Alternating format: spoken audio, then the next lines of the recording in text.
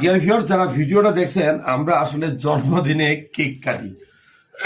আপনার যদি জন্মদিন আপনি পালন করেন উৎসবের মতো, আমার বলবো কোনো সমস্যা নাই। তবে জন্মদিনে আপনি কি খাচ্ছেন, আপনার শরীর কি পাচ্ছে, আপনার পকেটে টাকা খরচ করে কি করতেছেন, আপনি যাই করেন, এই যে এই ধরনের খাবার যদি আপনি খান, আর যাই হোক, আপনার লিভার, আপনার কিডনি, আপনার ব্রেন, আপনার রক্তনালী আপনাকে অভিশাপ দিবে। কারণ এই খাবারগুলা থেকে অতিরিক্ত চর্বি জমবে, অতিরিক্ত রিফাইন্ড সল্ট আছে, অতিরিক্ত রিফাইন্ড সুগার আছে।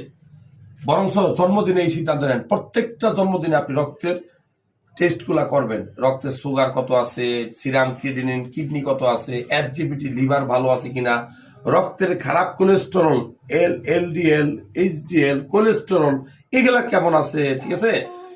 আমি বলবো জন্মদিনে আপনার নিজের শরীরটা কেমন আছে, এই শরীরটা দেখার জন্য প্রয়োজনীয় কিছু টেস্ট করুন। ওই কাগজগুলো রেখে দিন, 1 বছর পরে গিয়ে আবার টেস্ট করুন। আপনি মিলিয়ে দেখুন গত বছর সিরাম ক্রিয়েটিনিন কত ছিল, এই বছর কত, গত বছর টেস্টোস্টেরন কত ছিল, এই বছর কত, গত বছর কোলেস্টেরল কত ছিল, এই বছর দেখেন। তাহলে কি হবে, জন্মদিনে এই সকল কেক না খাইয়া নিজের কিছু একটা গিফট দিলেন, অর্থাৎ আপনার শরীর, আপনার দেহ আপনার দেখলেন কেমন আছে। ভিডিওটা ভালো লাগলে শেয়ার করবেন। জন্মদিনে অবশ্যই, প্রত্যেকটা জন্মদিনে অত্যাবশ্যক কিছু গুরুত্বপূর্ণ টেস্ট করবেন।